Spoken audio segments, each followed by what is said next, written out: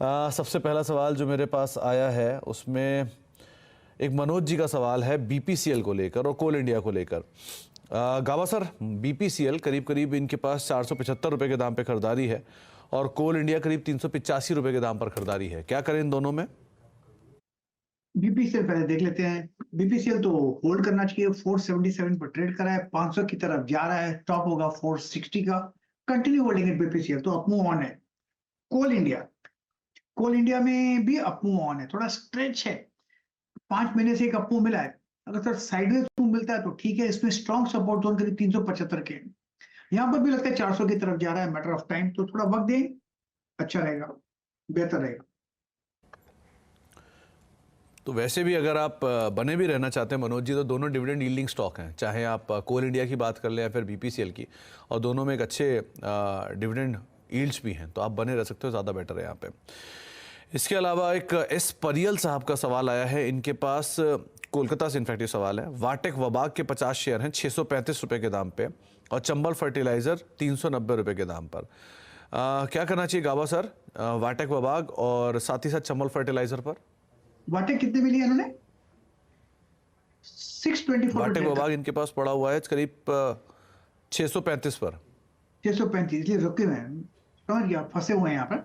अभी sideways zone पर चल रहा है वाटेक वबाग करीब 2.5-3 महीने से। तो अपमूव तो ऑन है, लेकिन साइडवेज चलेगा, फिर एक अपमूव मिलेगा, फिर 675 680 के आसपास प्रॉफिट बुक कर सकते हैं। चंबल फर्टिलाइजर का ट्रेड बराबर सही है। थोड़ा डिप मिले पॉसिबिलिटी है, थोड़ा स्ट्रेच चल रहा है और साइडवेज जोन पर है। अपमूव ऑन है। 375 चंबल में स्ट्रॉन्ग सपोर्ट जोन है, ये 400 की तरफ जा रहा है, मैटर ऑफ टाइम। तो Chambal fertilizer okay, continue holding it. Okay, एक विवेक जी का सवाल आया है, इनके पास इन्फोसिस की कॉल है 1660 की, 18 रुपये 60 पैसे के दाम पे इनकी ये कॉल की खरीदारी है।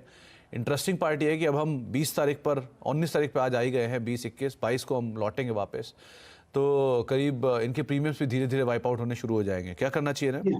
वही तो दिक्कत है, क्योंकि अभी साइडवेज चल रहा है इन्फोसिस 5 दिनों से।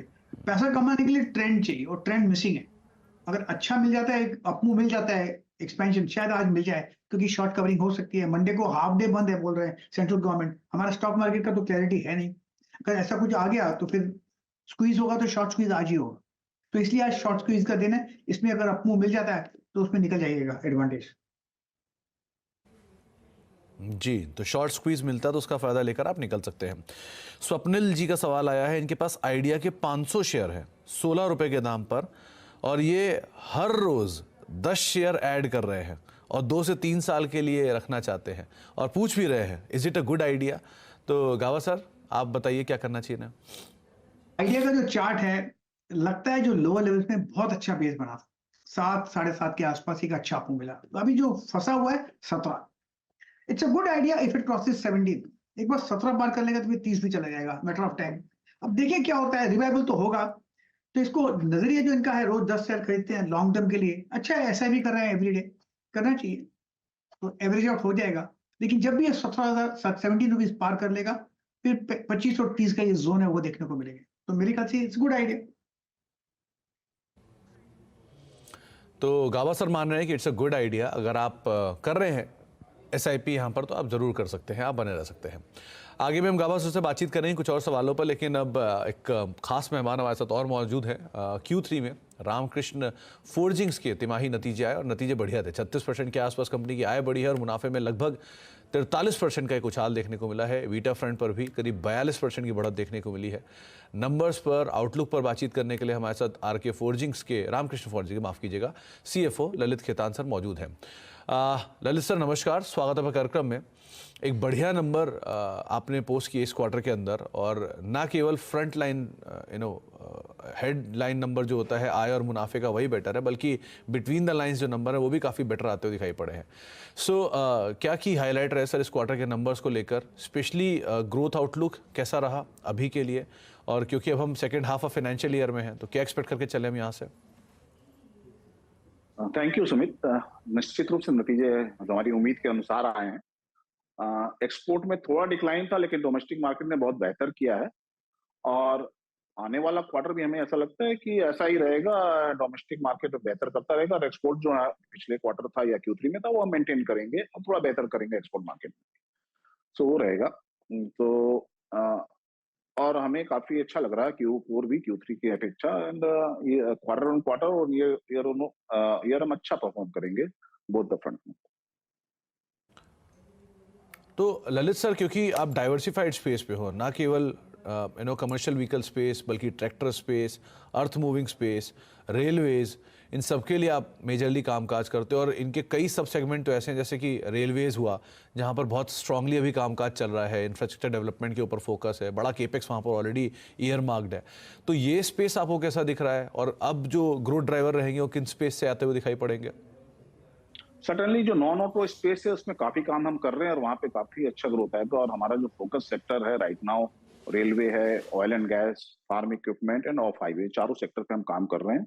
और RKFL स्टैंड अलोन और इसके अलावा जो हमारी सब्सिडरियां ये सारी कंट्रीब्यूट करेंगी इन स्पेस में, और उसके कारण जो कंपनी का ग्रोथ होगा काफी डाइवर्सिफाइड होगा आने वाले समय में। और हमारा टारगेट ये है कि ऑटो पे डिपेंडेंसी कम हो और ओवरऑल डिपेंडेंसी जो हमारा इमीडिएट टारगेट है कि ऑटो पे जो अभी हम 78% पे हैं उसको 70% पे लेके जाएं, और अगले 3 से 4 साल में ऑटो को 60% पे लेके जाएं, तो वो कंपनी को ओवरऑल साइक्लिकल नेचर से के रिस्क से मिटिगेट करेगा, और उस पर हम काफी प्लान तरीके में काम कर रहे हैं। तो ललित सर, आपने रिसेंटली जो आपने नई कैपेसिटीज़ की बात की है, तो एक वार्म फोर्जिंग प्रेस कैपेसिटी नई आप ऐड कर रहे हो, साथ ही साथ कोल्ड फोर्जिंग लाइन भी नई कैपेसिटीज़ में ऐड हो रहा है। सो ये कैपेसिटीज़ कब तक स्ट्रीमलाइन होते हुए दिखाई पड़ेंगी, बुक्स में कैसे दिखेंगी, कितना बेनिफिट हम एक्सपेक्ट करके चले इन कैपेसिटीज से? तो हमारी कुछ हॉट फोर्जिंग कैपेसिटी और वार्म फोर्जिंग इस मेरे को उम्मीद है कि इस महीने के अंत तक आ जाएगी, जनवरी महीने के अंत तक। और कोल्ड फोर्जिंग हमारी को उम्मीद है कि Q1 FY25 में, और उसके अलावा एक 8,000 टन की प्रेस और कुछ छोटी प्रेसेस लगा रहे हैं, सब मिला के वो कैपेसिटी उम्मीद है इस कैलेंडर ईयर में आ जाएगी। तो इस कैलेंडर ईयर के अंत तक हमको लगता है हमारी कैपेसिटी 3,08,000 टन होगी, सारे फोर्जिंग मिला के, हॉट वार्म कोल्ड सब मिला के 3,08,000 कैपेसिटी हो जाएगी। तो सर, जो मल्टीटेक ऑटो का बिजनेस है उसकी कैपेसिटीज़ को भी आपने इसमें ऐड अप कर रखा है या उसकी अलग कैपेसिटीज़ है, वन, और दूसरा उसके नंबर से कितना इम्पैक्ट हम एक्सपेक्ट कर सकते हैं गोइंग फॉरवर्ड? तो देखिए, मल्टीटेक ऑटो की कैपेसिटी इसमें नहीं है। अभी जो कैपेसिटी की बात हो रही थी वो आपके रामकृष्णा फोर्जिंग स्टैंड अलोन की बात कर रहे थे हम। मल्टीटेक की ऑलरेडी हमारी कैपेसिटी है करीब 22,000 टन कास्टिंग की और 6,000 टन बाइट बार की। अब उसमें भी कैपेसिटी एडिशन हो रहा है और हमें उम्मीद है कि 1 साल में उस कैपेसिटी को 70,000 टन पे ले जाएंगे। और मल्टीटेक जो अभी काफी अच्छा कर रहा है, इस साल में हमने करीब उस पर उम्मीद है कि 400 करोड़ का टर्नओवर करेंगे और 16% एबिटा बनाएंगे, और अगले साल इस टर्नओवर को करीब 20-25% ग्रो करके 500 के ऊपर ले जाके, और एबिटा कम से कम हमारे को लगता है कि यहाँ से 200 बेसिस पॉइंट का इंप्रूवमेंट आना चाहिए एबिटा पर। जी। तो सर, इस क्वार्टर में ललित सर थोड़ा कंसर्न एक्सपोर्ट फ्रंट पे ज़रूर देखने को मिला, वहाँ पर रिवाइवल की उम्मीद या फिर जो अपटिक्स है उनकी उम्मीद हम कब तक लगाएं? एक, कौन कौन से मार्केट्स वहाँ पे प्राइमा फेसी आपको लग रहा है कि सबसे पहले पिकअप लेने चाहिए और जहाँ से आपको एक रिवाइवल का होप ज़्यादा दिख रहा है? नहीं, देखिए, थोड़ा सा मॉडरेशन है एक्सपोर्ट डिमांड में, लेकिन Q3 नॉर्मली भी ऐसे भी डिमांड कम होती है कि वहाँ पे एनुअल क्लोजर होते हैं, तो दिसंबर महीना थोड़ा कमजोर होता है एक्सपोर्ट मार्केट में, और ये एनुअल फीचर है एक्सपोर्ट मार्केट का, तो इसके लिए बहुत ज्यादा वरी की जरूरत नहीं है। एंड मार्केट हमें जो हमारे OEM से जो फोरकास्ट मिल रहा है उसके हिसाब से जून 2024 में मार्केट काफी अच्छे हो जाएंगे, और अगला साल जून 24 के बाद बहुत अच्छा है एक्सपोर्ट मार्केट के लिए। तो और हमारे पास जो ऑर्डर्स हैं जो है, तो RKFL के लिए तो ऐसे भी कोई दिक्कत नहीं है। RKFL के जो ऑर्डर बुक है और जो विजिबिलिटी है, हमें लगता है कि हमारा क्वार्टर ऑन क्वार्टर खाली ग्रोथ ही होगा, मार्केट अगर थोड़ा इसी स्थिति पे रहता है उसके बाद। जी, चलिए, बहुत बहुत शुक्रिया ललित सर हमारे साथ मौजूद रहने के लिए और नंबर से बातचीत करने के लिए, तमाम डिटेल हमसे शेयर करने के लिए, और एक बार फिर से आपको बहुत बहुत शुभकामनाएं बढ़िया नंबर्स पोस्ट करने के लिए और आगे आने वाली तिमाहियों के लिए भी। रामकृष्णा फोर्जिंग का स्टॉक लेकर आइए, करीब 22-23 रुपये सो फार अभी कामकाज करता हुआ आपको ऊपर दिखाई पड़ेगा। 700 रुपये की रेंज में भी आप कहीं उसको कामकाज करते हुए देख रहे हैं। 3% की बढ़त यहाँ पर डे हाई पर एज वी स्पीक ये स्टॉक ट्रेड करता हुआ दिखाई पड़ रहा है। लौटते हैं अब सवाल जवाब के सिलसिले पर और बातचीत कर लेते हैं गाबा सर से अगेन। हमारे साथ एक सवाल नीरज जी का आया है, इनके पास आरती इंडस्ट्रीज़ के शेयर है, करीब 100 शेयर हैं और 530 रुपये के दाम पर खरीदारी है। क्या करना चाहिए गाबा सर? 530 पे खरीदारी है, यहाँ होल्ड करें या अभी और अपटिक की उम्मीद लगा के चले इसमें? 530 की तरफ 650 पर ट्रेड करा है और आज जो मूव मिला है बढ़िया मिला है ना। आरती इंडस्ट्रीज का जो चार्ट है उसके हिसाब से लगता है मुझे, इसमें कितना टाइम देना है इनको मुझे पता नहीं, लेकिन मुझे लगता है 800 भी नजर आता है। अभी 654 पर ट्रेड है, मतलब यहाँ से 150 रुपए आप मूव पॉसिबल है, बिल्कुल पॉसिबल है। एक्सपेंशन कॉन्ट्रैक्शन आते रहेंगे, घबराना नहीं है, लेकिन 750 800 ये जोन है, वहां तक जाना चाहिए। तो it's a hold Aarti Industries. Praveen Prajapati साहब के पास बजाज हिंदुस्तान के शेयर लेने की इच्छा है, ये खरीदारी करना चाहते हैं 1 साल के नजरिए से, क्या करना चाहिए इसमें? बजाज हिंदुस्तान लेना है इनको, थोड़ा डिप मिल सकता है, लेने की जगह 20 है, आप ट्रेड करा है 26 2680 का, तो नीचे आता है डिप में तो खरीद सकते हैं। नजरिया लंबा है तो ठीक है, कंटिन्यू होल्डिंग इट। और कह सकते हैं बेस बनाओ, 1 साल का ही नजरिया होना चाहिए, उससे कम नहीं चलेगा बजाज हिंदुस्तान। जी, अमित जी का एक सवाल आया है, इनके पास पेटीएम के 150 शेयर हैं 774 रुपए के दाम पर, 1 महीने का ये नजरिया रख के चल रहे हैं, क्या करना चाहिए? एक महीने को निकालकर 5-6 महीना करना चाहिए। ट्रेड करा है 781 पर, नेक्स्ट टेक्निकल टारगेट है 1000 के, तो अभी 780 और 1000 मतलब 220 रुपए का आप अब भी बाकी है, तो 1 महीना क्यों, जितना ज्यादा वक्त दे उतना अच्छा है, सेटअप के हिसाब से सही है। तो continue holding it, strong support zone 700 है, जब तक वो बरकरार है अप मूव ऑन है। Why time yourself out. एक रोहित अग्रवाल साहब का सवाल है, इंटरेस्टिंग सवाल है गाबा सर, आपसे पूछना ये, बहुत लोग कहते हैं कि 200 डीएमए इंपॉर्टेंट है, प्लीज गाइड, ज्यादा इंपॉर्टेंट क्या है, 200 एक्सपोनेंशियल मूविंग एवरेज या सिंपल मूविंग एवरेज? चलिए मैं आपको एक बात बता देता हूँ। एक जमाना था, मैं एक स्लेव था इंडिकेटर का, जैसे इंडिकेटर बोलता था मैं वही करता था। तो इंडिकेटर किसको देखता है? प्राइस को देखता है। जो भी इंडिकेटर निकालो प्राइस को देखे, कोई ओपन को देखता है, कोई हाई को देखता है, कोई लो को देखता है, कोई क्लोज को देखता है, कोई कॉम्बिनेशन देखता है, कोई वॉल्यूम देखता है, सब प्राइस को देखते हैं। और ये जो भी इंडिकेटर है ये लैगिंग हो जाते हैं, मतलब पहले प्राइस चलता है फिर उसको देखते हैं। अगर आप ज्यादा प्राइस पर ध्यान दें और सिर्फ प्राइस पर ध्यान देते तो आप खुद एक इंडिकेटर बन जाते हैं जो यूनिक है। वैसा इंडिकेटर किसी के पास नहीं, सिर्फ आप ही के पास है। तो प्राइस से जुड़े रहिए, और प्राइस जो फीलिंग है वो अगर आपके पास आ गई अंदर, तो आपको किसी इंडिकेटर की जरूरत नहीं। काफी लोगों को घोड़े नजर आते हैं, घोड़े की चाल नजर आनी चाहिए। वो कब होगा? जब आप प्राइस को देखते रहेंगे, you become one with that price. फिर तो आपको किसी इंडिकेटर की जरूरत नहीं, चाहे 200 हो या 20 हो। हाँ, एक जमाना था मैं सिर्फ इंडिकेटर देखता था, आजकल नहीं है। इंडिकेटर एक रेफरेंस पॉइंट के लिए। तो गाबा सर आजकल आप क्या देखते हो? प्राइस, सिर्फ प्राइस को देखिए और कुछ मत कीजिए। आज तो एक आप इंडिकेटर बन गए खुद, तो यूनिक है, गाबा इंडिकेटर किसी के पास नहीं है। हाँ, तो आपको एक सटीक राय गाबा सर ने दी है कि आपको करना क्या चाहिए, बाजार में क्या देखना चाहिए, और आप फॉलो कर सकते हो। देखिए बहुत सारे अलग अलग तरह के आकलन होते हैं बाजार में, और कोई भी तरह की स्टडी कभी भी सही हो सकती है। कुछ लोग प्रमोटर्स की बाइंग रीड करते हैं, कुछ लोग शेयर का भाव रीड करते हैं, कुछ सिर्फ अर्निंग रीड करते हैं, कुछ किसी डिस्ट्रेस में खरीदारी करते हैं। तो डिपेंड्स आप क्या चुनना चाह रहे हो और किस तरह से चुनना चाह रहे हो, कितने समय के लिए चुनना चाह रहे हो, आप उस हिसाब से अपनी रणनीति बना सकते हो। आगे बढ़ते हैं और बातचीत कर लेते हैं कुछ और दर्शकों से। एक मुदित साहब का सवाल है, इनके पास प्राज इंडस्ट्री के शेयर हैं, करीब 100 शेयर हैं 572 रुपए के दाम पर। गाबा सर क्या करना चाहिए ना? प्राइस इंडस्ट्रीज बेस पर चल रहा है, 524 पर ट्रेड कर रहा है, बेसिक चार्ट स्ट्रक्चर पॉजिटिव है, लो लेवल 500 की तरफ भी आ सकते हैं, वहां पर सपोर्ट है, तो continue holding it Praj.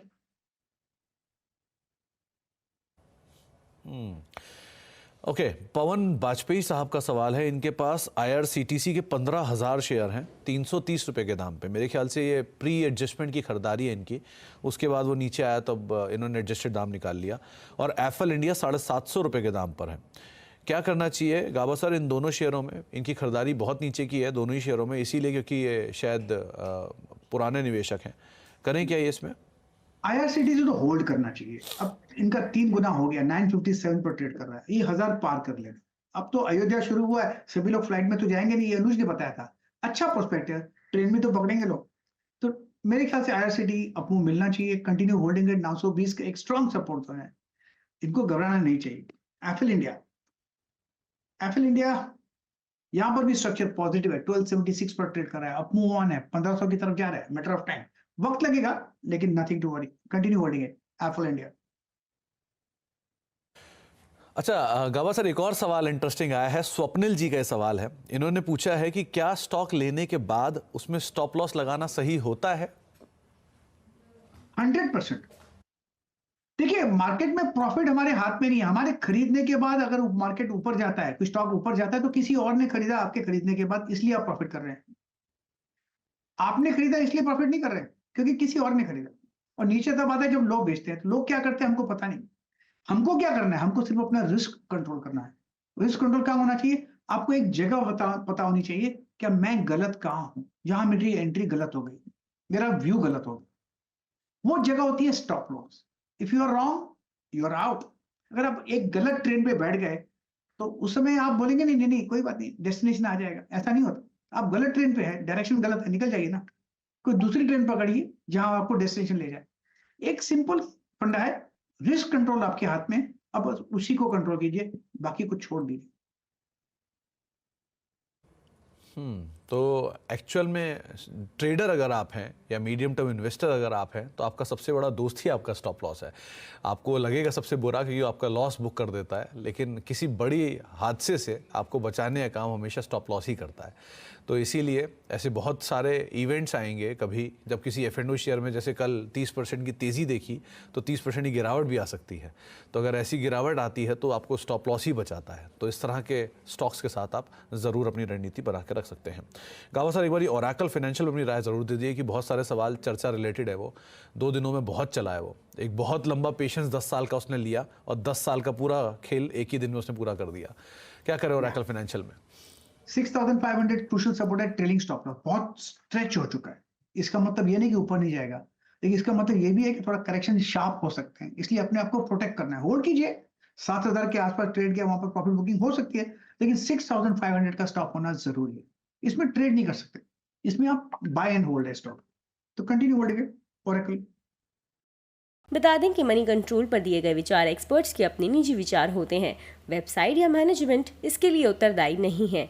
Users को मनी कंट्रोल की सलाह है कि कोई भी निवेश निर्णय लेने से पहले सर्टिफाइड एक्सपर्ट की सलाह लें।